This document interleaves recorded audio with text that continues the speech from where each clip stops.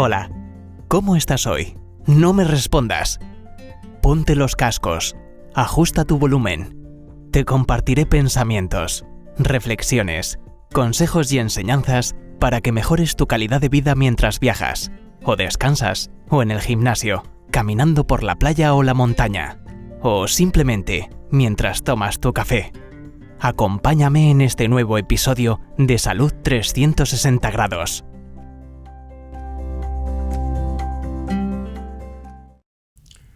Hola, muy buenos días, o muy buenas tardes, muy buenas noches, dependiendo del sitio donde están conectados para oírnos en este podcast.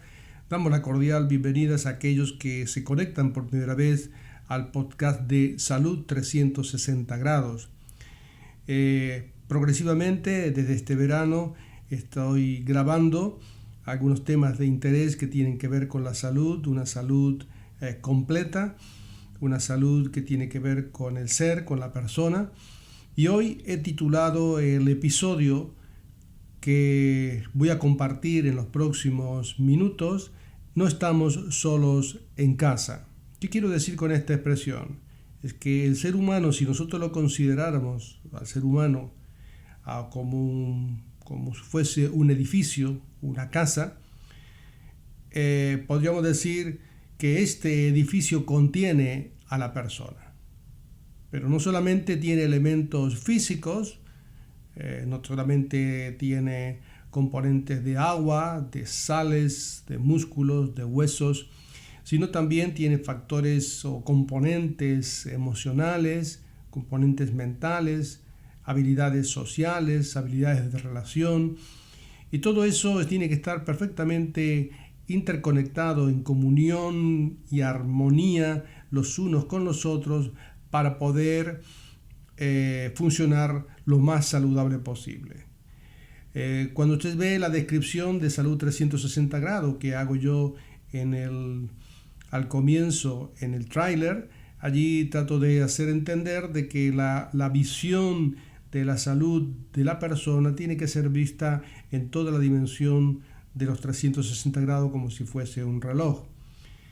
Sigo repitiendo este concepto porque es muy importante que nosotros entendamos que somos varios componentes que viven dentro de este edificio. Pero ahora le voy a tocar un tema que es de sumo interés, que de suma actualidad y que estamos entrando en el campo de la investigación en este terreno.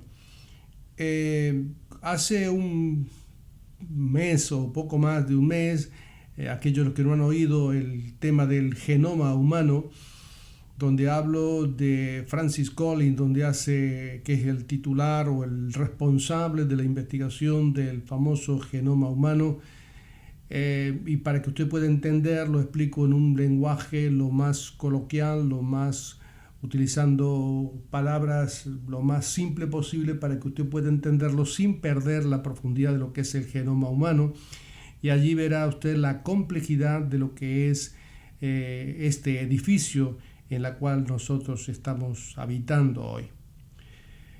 Pero ahora, en estos últimos tiempos, dado que contamos con sistemas informáticos avanzados que pueden mantener datos y sacar datos y cruzar datos informáticos, podemos estudiar en más profundidad este edificio.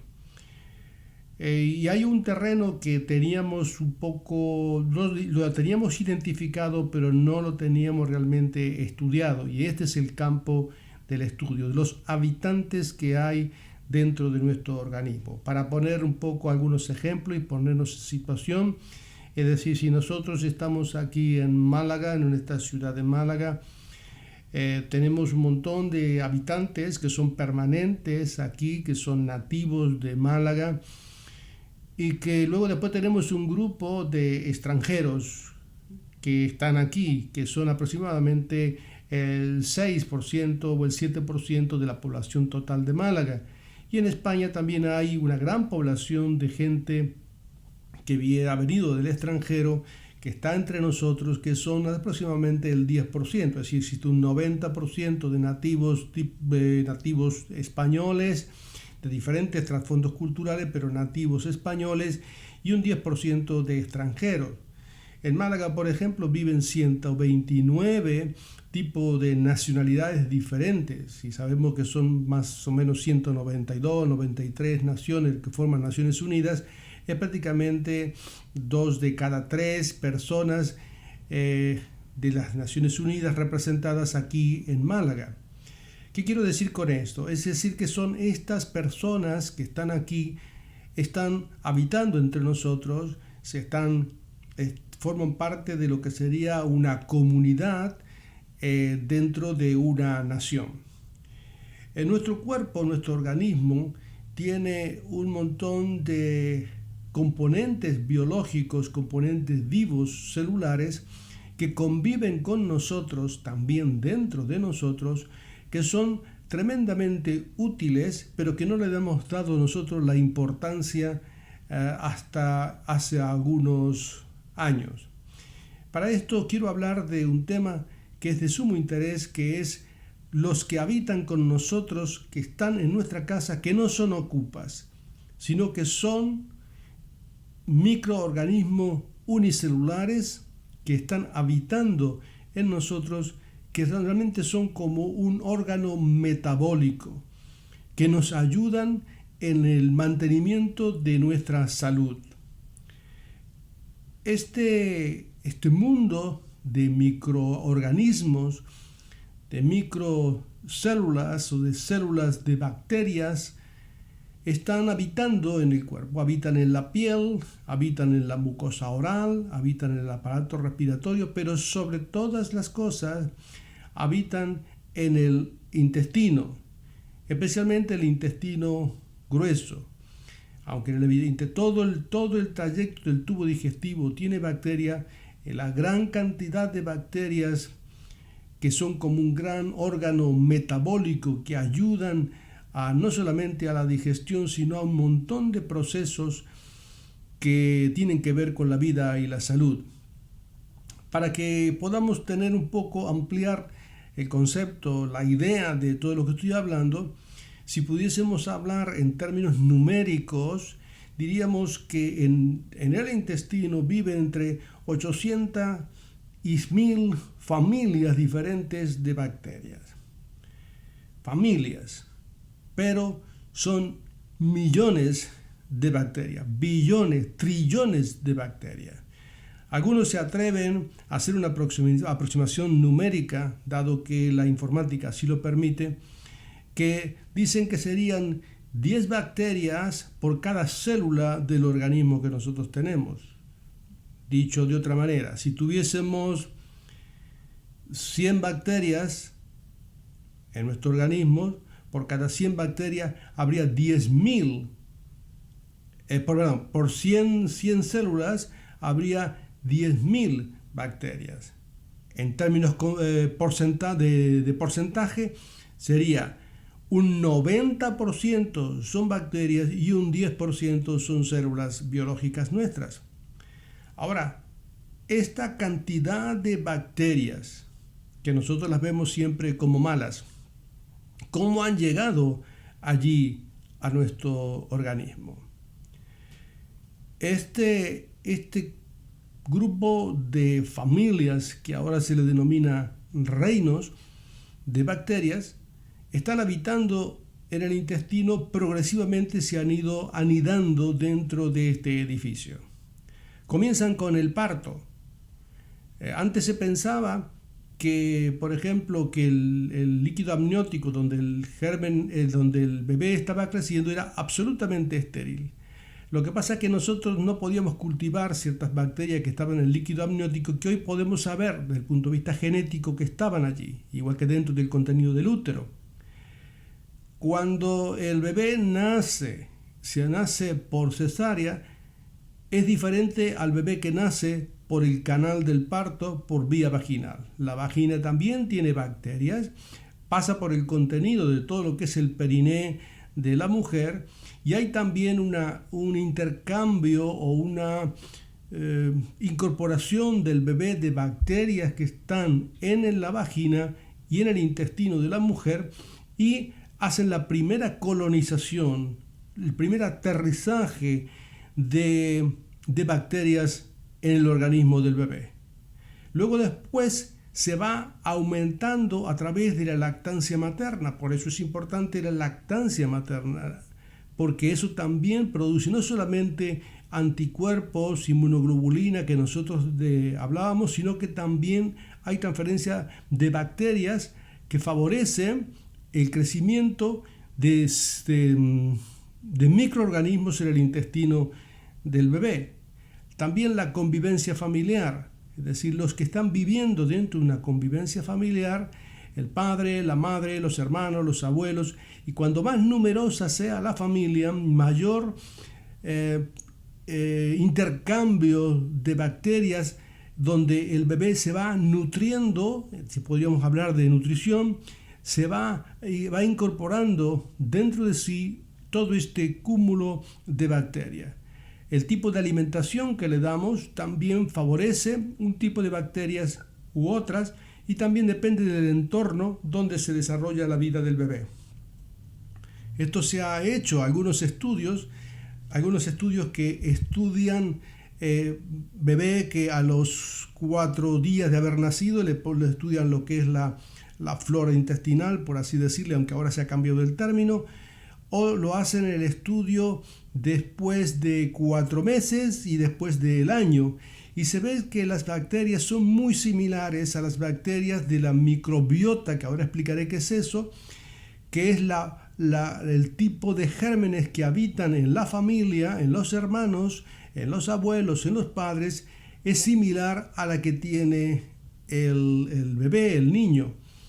Esto significa de que la construcción de una persona no depende solamente del agua, del oxígeno y de los nutrientes, sino de la calidad de los nutrientes y también de la calidad del entorno en la cual se desarrolla.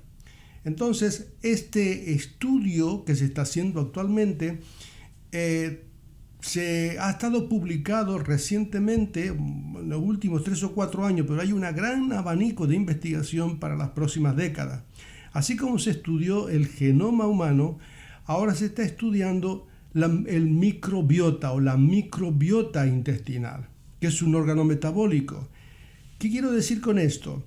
Que la microbiota son los microbios que colectivamente habitan en un determinado ecosistema humano. Es decir, el humano alberga una serie de bacterias, una serie de gérmenes dentro de su intestino que es único y que no es ni siquiera es parecido a otros, depende de la cultura, depende del ambiente, pero ese sello genético de las bacterias es único. Por lo tanto, ese sello le va a ser más saludable o menos saludable dependiendo de la calidad de los gérmenes que están. Entonces, ahora lo que se está haciendo a través de los estudios genéticos, que probablemente ahora sea mucho más rápido lo podamos hacer cuando aparezca el 5G, que se multiplica el estudio de la transferencia de datos por 100 veces más rápido que el que nosotros contamos hoy, podemos estudiar lo que se llama el microbioma. ¿El microbioma qué es? El microbioma es la colección del genoma, podríamos decir, de los microbios en un determinado ecosistema. Es decir, que la informática nos permite ser tan atrevidos de alcanzar a diferenciar no solamente el grupo familiar de bacterias, sino el nombre del apellido y el segundo apellido de esas bacterias, que algunos los podemos cultivar y otros los podemos identificar a través de los genes. Entonces, eso es lo que está haciendo ahora el estudio del microbioma. El microbioma es algo apasionante porque se está viendo que este laboratorio orgánico dentro del mismo cuerpo, del mismo edificio del ser humano, está siendo estudiado con el nombre, el apellido, por grupo de familia, por grupo de reinos, y dependiendo de cómo esté construido eso, ese estará en equilibrio con su salud, o será más saludable o menos saludable. Por ejemplo, hay sustancias que son sustancias prebióticas, que le llaman, que son sustratos nutricionales que permite el crecimiento de ciertos microbios, que confiere beneficios saludables para el huésped, para aquel que tiene ese tipo de flora intestinal, por así decirle. Y por eso usted cuando entra al supermercado, hay algunos productos que se llaman productos probióticos, algunos yogures probióticos, que son microbios vivos que confieren ciertos beneficios para la salud cuando se administran en una forma adecuada o en cantidades adecuadas. Pero se sabe que realmente esto no es igual para todos, porque a lo mejor ese tipo de lactobacilo que si usted estudia, que va y lo compra en el supermercado y se lo da, probablemente no es el germen realmente que necesita. No es porque su microbiota, es decir, su flora, su reino que habita en usted, no es el que le falta, no es el que realmente necesita. Por eso es que se están estudiando ahora lo que es el sello personalizado de la microbiota de cada ser humano. Porque dependiendo de esa calidad de microbiota, depende de esa cantidad de reino, de esas trillones de células o de bacterias que están coordinadas dentro del organismo, ese 800 o 1000 familias diferentes que son trillones de células que están viviendo dentro del intestino, afectarían a la salud en diferentes áreas. Siempre decimos nosotros solamente enfermedades digestivas, no solamente enfermedades digestivas, sino enfermedades neurológicas, enfermedades respiratorias, enfermedades metabólicas, enfermedades hepáticas, aún enfermedades cardiovasculares, enfermedades de la inmunidad, como son de aquellas enfermedades de inmunocomplejos o de antígeno anticuerpo, o enfermedades autoinmunes como enfermedades reumáticas como el lupus, enfermedades endocrinas, enfermedades de las glándulas en la cual entra la diabetes, la estructura de la construcción ósea, la producción de energía para el organismo, síntesis de vitaminas, síntesis de neurotransmisores, es decir, que tiene unas funciones impresionantes. Por eso es que ahora toda la línea de investigación está concentrada en tratar de esforzarse para identificar la microbiota o el microbioma, que es el genoma de las bacterias que habitan en cada ser humano. Es un complejo sistema interactivo, que de esto dependerá de muchas líneas de investigación próximamente. Porque, por ejemplo, nosotros sabíamos que estas bacterias alteran o mejoran o favorecen el metabolismo de las sales biliares, o que modifican ciertas drogas y medicamentos que nosotros tomamos.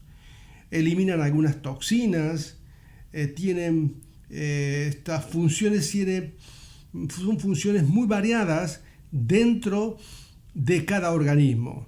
Es decir, que las bacterias son especializadas y están en diferentes organizaciones dentro del intestino. Y hay que cuidarlas porque realmente son ellas las que nos cuidan a nosotros. Es así que nosotros hoy vemos que las líneas de investigación en una revista de mucho prestigio, aquellos que quieren saber y ahondar en el tema y saber de que lo que estoy hablando ahora no tiene sentido, sino que pueden comprobarlo por sí mismo, y le voy a dejar una ficha bibliográfica para que le estudie un documento que es prácticamente todas las líneas de investigación utilizan este artículo como base para continuar las líneas de investigación. En el año 2016, en el New England Journal of Medicine, en diciembre, el 15 de diciembre, en el volumen 375, en la página 2369 al 79, allí está un artículo formidable, donde hace todo un estudio de lo que es el microbioma, de lo que es la microbiota, de lo que es los prebióticos, lo que son los probióticos, y también lo que se dice la disbiosis. Disbiosis significa el desorden de este gran reino de bacterias. Cuando se desequilibra, hay anormalidades o desorden y produce enfermedades. Por ejemplo, las líneas de investigaciones ahora están siendo en el área de la arteriosclerosis, en los desórdenes metabólicos en general, en el asma bronquial, en el autismo, la obesidad, la desnutrición, la pérdida de peso, porque algunos son obesos y otros son más delgados, con la misma dieta, con los mismos alimentos, con los mismos nutrientes, uno engorda y el otro no engorda. Hay una resistencia en algunos a la insulina y otros menos resistencia, por eso entra en el terreno de la investigación clínica acerca de la diabetes. Algo apasionante, porque dependiendo de esto, veremos el futuro de un montón de enfermedades que no las teníamos catalogadas, por lo menos las teníamos como que si fuesen pertenecían al terreno desconocido para nosotros, enfermedades, como por ejemplo las enfermedades autoinmunes. Hay 6 líneas de investigación que las menciono, algunas les será más importante, otras menos importante. Se habla, por ejemplo, en el estudio que se está haciendo en el trasplante de heces para algunas personas que tienen diarreas crónicas por un germen que es altamente resistente de una bacteria que se llama Clostridium difficile, que es resistente a los antibióticos, y se le hace un trasplante de heces, algo no muy agradable, para darle flora de otra persona y se corrige la diarrea. Esto ya estamos en un estudio clínico bastante avanzado.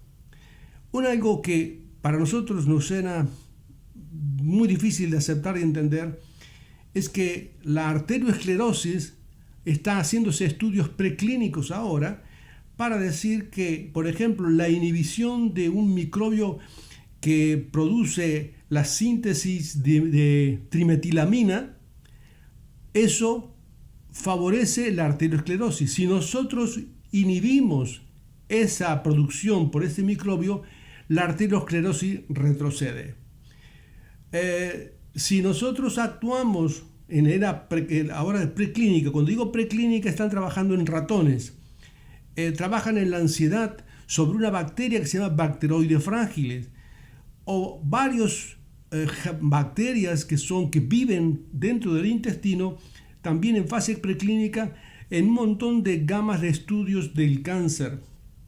La obesidad también está siendo estudiada, sabiendo de que la obesidad depende gran parte de la microbiota, especialmente la microbiota de un desequilibrio de la ingeniería de la Escherichia coli. Los islotes del páncreas, aquellos que producen insulina, que son los que tienen que ver con la diabetes, se le está dando ahora a los niños desde pequeñitos suplementos probióticos tempranos en la vida para ver cuál va a ser el efecto. Y eso está en fase clínica, porque se ha visto, por ejemplo, que los niños de Burkina Faso no tienen diabetes, no tienen asmas bronquiales, mientras los niños en Europa son asmáticos y también son más propensos a la diabetes. Es decir, que lo que nosotros no sabíamos es cómo se llegaba a destruir las células productoras de insulina del páncreas de los niños, y parece ser que tiene que ver con bacterias. Entonces, por el desequilibrio, lo que se llama la disbiosis. Espero que este tema, que es apasionante, le resulte muy útil para saber de que usted debe de cuidar a sus huéspedes. ¿Cómo puedo hacer para cuidar a mis huéspedes? Mantenga una alimentación lo más sana posible, lo más natural posible, para que su flora intestinal se equilibre. Vive en un entorno, no en un exceso de higiene, porque parece ser que el exceso de higiene, la eliminación completa de los gérmenes, no favorece también, porque hay un desarrollo de otros gérmenes que crecen. Si mantener una higiene normal, no una vida, esterilizar nuestra vida. Tener actividades, que ahora tenemos unas actividades muy limitadas, pero que realmente favorece las familias numerosas, aquellos niños que tienen un gran entorno social, favorece que su microbiota se mantenga más equilibrada. Tratar de provocar y estimular la lactancia materna. La lactancia materna favorece el desarrollo de una microbiota adecuada y favorecer que el parto sea lo más natural posible. Cuando la cesárea es necesaria, habrá que hacerla, pero favorecer siempre, provocar siempre que el parto se produzca por la vía natural. Y un tema bastante importante es saber que no utilizar antibióticos con mano suelta, con mano fácil. El uso de antibióticos modifica la microbiota y por lo tanto modifica nuestra salud. Todos estos procesos de alimentación, productos químicos y este uso indiscriminado y masivo de los antibióticos están modificando nuestra microbiota. Espero que todo este estudio, este análisis, no quiero alterarle ni llenarle la cabeza con ideas que no pueda digerir, sino que usted puede oírlo varias veces a este podcast si no lo ha entendido. Si quiere ahondar, busque profundizar en el estudio de las microbiotas. Y aquellos que tienen capacidad de poder leer en otro idioma y tengan una formación de salud, pueden ahondar también en la ficha bibliográfica que acabo de darle.